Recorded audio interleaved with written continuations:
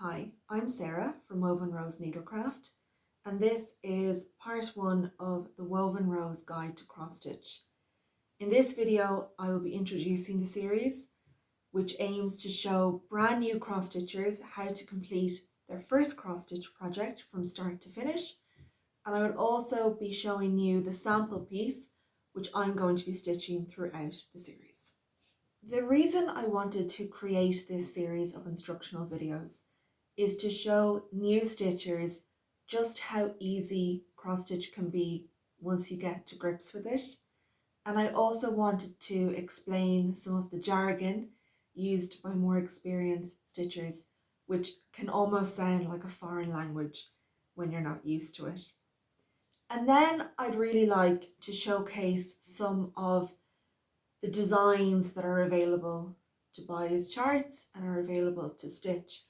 I think sometimes people who are new to cross stitch or maybe haven't seen cross stitch being done in many years assume that it's all pictures of little teddy bears going on picnics, and it absolutely isn't.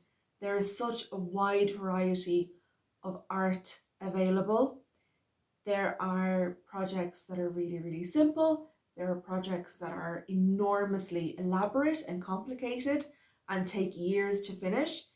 There are projects that are relatively affordable to stitch in terms of materials, and there are projects that could require hundreds of euros in terms of the materials that you will need to buy in order to complete them. So it is an incredibly varied hobby. There is, I believe, something for everyone, no matter what your taste in art, no matter how much time and how much money you have to invest in the hobby, there really is something for everyone in cross stitch. My plan for this series is to take things nice and slow and to introduce you to the hobby in a gentle and, I hope, easy to understand fashion. Therefore, I have broken down the series into 13 parts, the first of which is this introductory video. In part 2, we will look at the different types of charts available and how you might go about choosing the one that is right for you. The next 4 parts of the series will look at the materials and tools that you may need to complete your project. In part 3, we will be looking at needlecraft fabric. Part 4 will be all about threads, both your standard stranded cotton and specialty threads. Part 5 will be about beads. And in part 6, I'll be showing you some tools and accessories which you may find useful as you get started with your cross stitch project. In part 7, we will actually begin stitching our project, and I'll be showing you a few different ways you might go about stitching.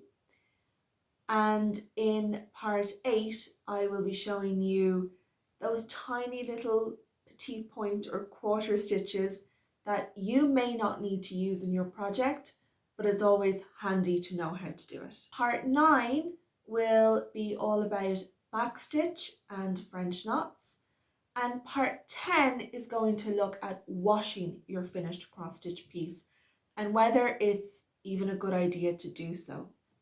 Part 11 and part 12 will cover some more advanced techniques that again you may not need for your first project, but again it's always useful to be somewhat familiar with those techniques and to have something to come back to should you need to.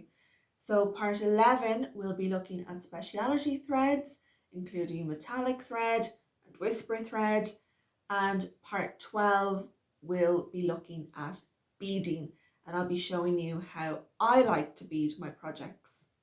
Finally, in part 13, I'll be showing you how I like to go about framing my finished piece. Again, this may not apply to you. You might prefer to have your piece professionally framed, but I often find that for the smaller pieces, it's just handier to frame them yourself. And then for the bigger pieces, I do sometimes like to splash out and bring them to a professional framer. But again, it's good to know how to do it yourself. I really wanted to have a sample piece that I could work on throughout this series to show you how all of the techniques incorporate to make one finished piece. And so therefore I have chosen this particular chart, which is a lavender and lace chart, and it's called Angel of Christmas. The reason that I chose this particular chart is because it incorporates so many of the different materials which I wanted to show you. So it has metallic thread, whisper thread, there's beads in there. There's also those little quarter stitches, those little petite point stitches used on the angel's face and on her hands. The only techniques that are not on this chart that I wanted to show you are backstitch and French knots. So I've actually picked two other pieces to show you French knots and backstitch. Also, I would just like to point out that the sample here on this chart is a red and green angel, very Christmassy, but I always have to be different and always a bit awkward. So I'm actually stitching a blue angel, and this chart is quite unusual in that although it is charted for the red and green version, it does actually show you a color conversion for a blue version if you would prefer. That's quite unusual. I haven't seen too many charts in my cross stitch journey, if you like, that have different colors, but it's a really nice option. And I've seen quite a few people stitch this particular design in the original red and green. I've never seen it stitched in real life or even online. I've never seen it stitched in blue, so I'm really excited to see what it looks like. Never mind the series, I'm just excited. So that's the piece we're going to be stitching, and then like I said, we will have two other pieces which are going to show themselves when we're doing backstitch and French knots. I actually thought this piece had backstitch in it, but when I looked, it didn't.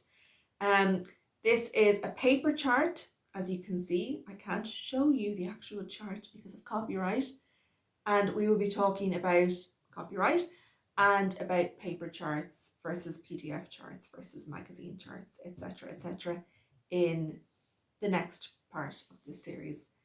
By the end of this Guide to Cross Stitch series, I hope, of course, that I have a finished piece, but I also hope that you have a finished piece, or if not, that you're on your way to completing your piece, or that you're even thinking about starting your first piece. That was my whole intention when I was thinking about what I wanted from this series.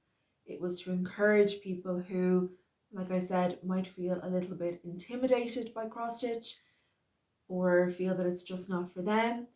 I really wanted to show how easy and, more importantly, how fun the hobby can be.